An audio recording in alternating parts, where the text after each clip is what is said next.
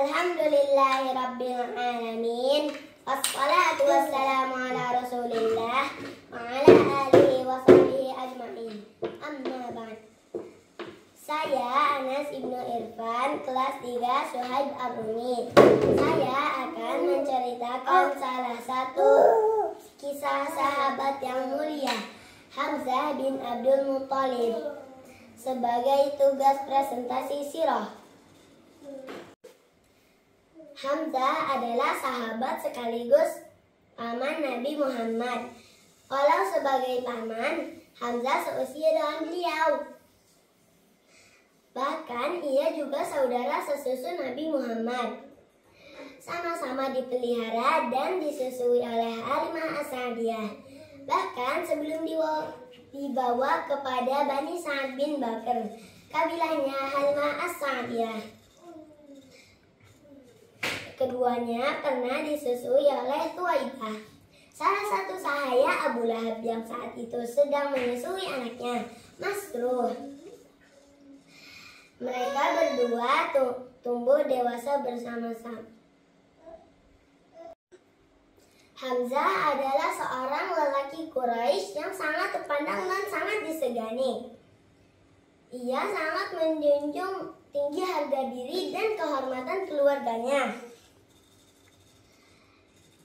Ia mempunyai kegemaran berburu, dan hal itu membuat dirinya makin ditakuti oleh orang-orang Quraisy lainnya. Pada suatu hari, pada bulan Dzulhijjah, tahun ke-6 dari nubuwah, saat baru pulang dari perburuannya, seorang budak wanita milik Abdullah bin Jan'an berkata kepadanya, "Wahai Abu Amarah, saat berada di Bukit Sofa, aku melihat Abu Jahal mencaci maki keponakanmu, Muhammad SAW. Bahkan ia memukul hingga terluka." Mendengar kabar tersebut, Hamzah sangat marah karena Nabi Muhammad SAW adalah putra kakak kandungnya. Sedangkan Abu Jahal hanya anak sepupunya. Penghinaan ini sama saja dengan penghinaan kepada dirinya, apalagi ayahnya yang telah wafat. Masih dengan menenteng busur panahnya, ia mencari Abu Jahal dan berkeliling. Setiap orang yang ditemuinya pasti akan ditanya keberadaan Abu Jahal. Ditemuinya Abu Jahal di masjid. Hamzah berkata, "Wahai orang yang berpantat kuning, beraninya engkau mencela anak saudaraku, sedangkan aku berada di atas agamanya." Kemudian Hamzah memukul kepala Abu Jahal dengan busur panah yang dibawanya, sehingga luka menganga. Orang-orang Bani Makhzum berdiri ingin melakukan perlawanan. Begitu juga orang-orang Bani Hashim berdiri di belakang Hamzah. Kalau dibiarkan, bisa terjadi perang saudara. Tetapi Abu Jahal berkata, "Biarkan saja Abu Amarah, karena aku memang telah mencaci maki anak saudaranya dengan cacian yang menyakitkan." Mungkin apa yang dikatakan Hamzah bahwa dirinya memeluk, bahwa dirinya berada di atas agama Nabi Muhammad SAW hanyalah ungkapan kemarahan dan dirinya yang tersinggung. Tetapi itu bisa jadi memang jalan hidayah Allah, karena setelah itu dia menghadap Nabi Muhammad SAW dan menyatakan dirinya memeluk Islam. Keislaman Hamzah seolah menjadi pemicu bangkitnya kekuatan Islam. Apalagi 3 hari kemudian disusul oleh keislaman Umar. Atas inisiatif Umar, kaum muslimin yang dulu beribadah dan berdakwah dengan sembunyi-sembunyi sekarang berani melakukannya dengan terang-terangan. Saat itu juga Nabi Muhammad SAW membuat 2 barisan.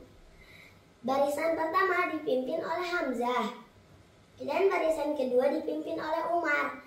Kemudian mereka pergi ke Masjid Baitullah dan dengan menggemarkan tasbih, tahmid, tahlil, dan takbir.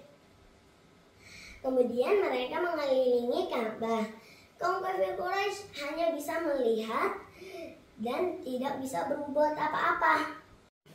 Ketika perang Badar mulai pecah, seorang lelaki perkasa Quraisy, Aswad bin Abdul Asad al-Makhzumi, sesumbar akan menghabisi kaum muslimin.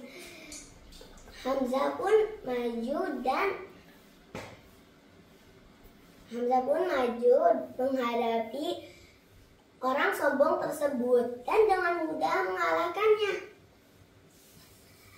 Kemudian tampillah 3 pahlawan kafir Quraisy, Utbah bin Rabi'ah, Syaibah bin Rabi'ah, dan Walid bin Utbah menantang duel. Kemudian tampillah 3 pemuda Ansor, Auf bin Haris al-Afra, Muawwiz bin Haris al-Afra, dan Abdullah bin Rawahah. Berniat ingin menghadapi mereka, tetapi mereka hanya menginginkan sesama Quraisy.